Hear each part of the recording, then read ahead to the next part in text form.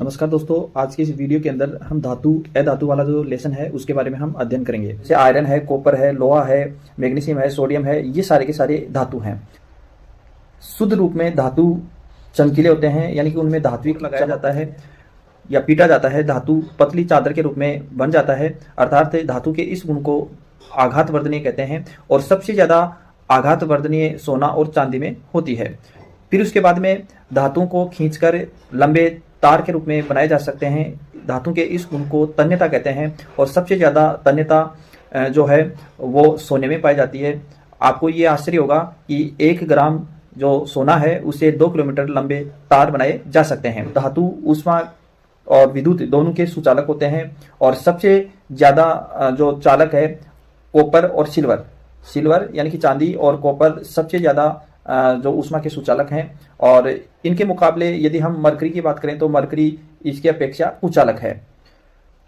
आपने देखा होगा कि जो धातु के जो तार होते हैं उनके ऊपर पीवीसी यानी पॉली वाइनिल क्लोराइड या किसी भी प्रकार की जो प्लास्टिक होती है कुचालक परत चढ़ी हुई होती है, जिससे झटका लगने की संभावना कम होती है। धातु को पीटा जाता है तो ध्वनि उत्पन्न होती है। धातु के इस गुण को धानुता कहा जाता है। धातु ठोस होते हैं, कठोर होते हैं, लेकिन एक धातु ऐसी है जो द्रव अवस्था में पाई जाती है, पारा, और एक अधातु भी है जो द्रव अवस्था में पाई जाती है, उसका नाम है ब्रोमीन। ब्रोमीन अधातु है लेकिन ये द्रव अवस्था में पाई जाती है। इसके अलावा हमने ये कहा कि धातु कठोर होती है, लेकिन कुछ धातु ऐसी होती है जिनको चाकू से काटा जा सकता है, इतनी नरम होती हैं। जैसे सोडियम है, सोडियम को चाकू से आसानी से काटा जा सकता है। पोटेशियम है, सोडियम है, लिथियम है, ये नरम धातु हैं। धातु का गलनांक और क्वथनांक है वो ज़्यादा होता है, जबकि गैलियम और सीजियम ऐसी धातु हैं गलनांक और क्वथनांक है वह काफ़ी कम होते हैं। धातु शुद्ध रूप में चमकीली होती हैं, लेकिन एक अधातु भी है जो चमकीली होती है, उसका नाम है आयोडीन। आयोडीन अधातु है फिर भी ये चमकीली होती है। ग्रेफाइट है अधातु है फिर भी ये विद्युत की सुचालक होती है। ग्रेफाइट के अंदर मुक्त इलेक्ट्रॉन पाए जाते हैं, क्योंकि ग्रेफाइट की जो संरचना होती है उसमें एक कार्बन अन्य 3 कार्बन से जुड़ा हुआ होता है और ये परतनुमा संरचना बनाता है, और कार्बन की जो एक संयोजकता है वो स्वतंत्र होती है, इसके कारण ग्रेफाइट में मुक्त इलेक्ट्रॉन पाए जाते हैं और ये विद्युत का सुचालक है।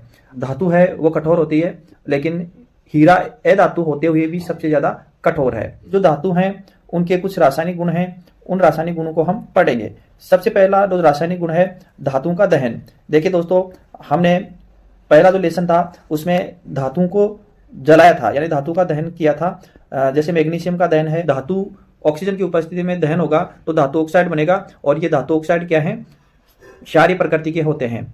इसी प्रकार जैसे कॉपर है, कॉपर का दहन करेंगे तो कॉपर ऑक्साइड बनेगा, वो भी क्षारीय प्रकृति का होगा। इसी प्रकार एल्यूमिनियम जो है उसका दहन करेंगे तो एल्यूमिनियम ऑक्साइड बनेगा।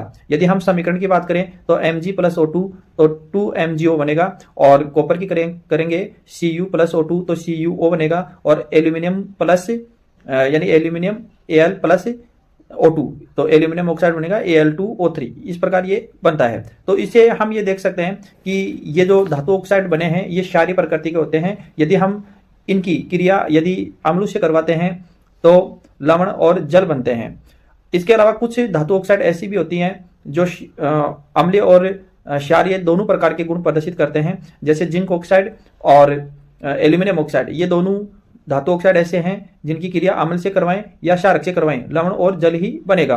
तो ऐसे जो धातु ऑक्साइड जो अम्ल और क्षारक दोनों से हम क्रिया करवाते हैं तो लवण और जल बनाते हैं, उन्हें हम उभयधर्मी ऑक्साइड कहते हैं। तो उभयधर्मी ऑक्साइड अगर पूछा जाता है आपको तो आप ये लिखेंगे, ऐसे धातु ऑक्साइड जिनकी अम्ल या क्षारक से अभिक्रिया करवाते हैं तो लवण और जल बनते हैं। जैसे Al2O3, इसकी क्रिया यदि हम HCl से करवाएं तो AlCl3 प्लस H2O ये बनेगा। तो यहाँ पर AlCl3 है, ये लवण है। यदि हम Al2O3 की क्रिया NaOH से करवाएं तो ये NaOH है, ये क्षारक है। NaAlO2 यानी सोडियम एल्यूमिनेट बन रहा है तो साथ में जल भी बन रहा है, तो लवण और जल दोनों यानी कि एल्यूमिनेट बन रहा है, ये लवण है।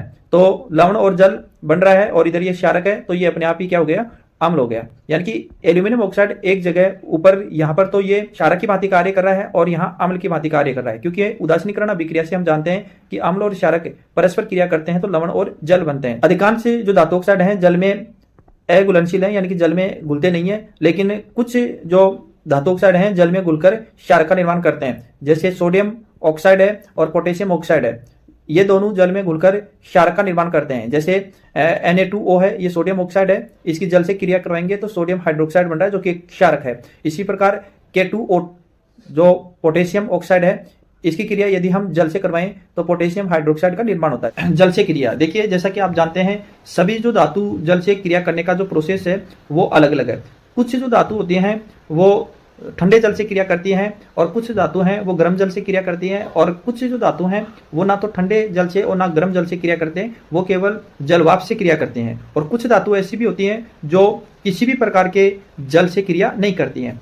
तो देखिए जो धातु हैं वो जल से क्रिया करके धातु ऑक्साइड और हाइड्रोजन गैस देते हैं। जैसे पोटेशियम और सोडियम है, ये दोनों ठंडे जल के साथ अभिक्रिया करते हैं और ये अभिक्रिया बहुत तीव्र गति से होती है और इसमें बहुत अधिक मात्रा में जो उष्मा है वो निकलती है, और हाइड्रोजन गैस निकलने के कारण ये हाइड्रोजन गैस जलने लगती है। इसलिए पोटेशियम और सोडियम जैसी धातु हैं उनको केरोसिन तेल में रखा जाता है। इनकी जो अभिक्रिया है वो इस प्रकार है, जो पोटेशियम K+H2O, इससे KOH बन गया और साथ में हाइड्रोजन गैस। इसी प्रकार Na+ जो H2O है, इसकी दोनों की क्रिया करवाएंगे तो NaOH प्लस हाइड्रोजन गैस प्राप्त होगी। इस गर्म जल से क्रिया करती हैं, जैसे कैल्शियम है, कैल्शियम की जल से क्रिया कराएंगे तो कैल्शियम हाइड्रोक्साइड और हाइड्रोजन गैस निकलेगी। इसमें इतनी ऊष्मा नहीं निकलती जिसकी वजह से हाइड्रोजन गैस का दहन नहीं होता, हाइड्रोजन गैस प्रज्वलित नहीं होती, इसलिए ये जो सामान्य विक्रिया होती है। लेकिन जो हाइड्रोजन गैस के जो बुलबुले हैं वो जो कैल्शियम धातु है उसके चारों तरफ चिपक जाते हैं, जिसकी वजह से जो कैल्शियम जो धातु है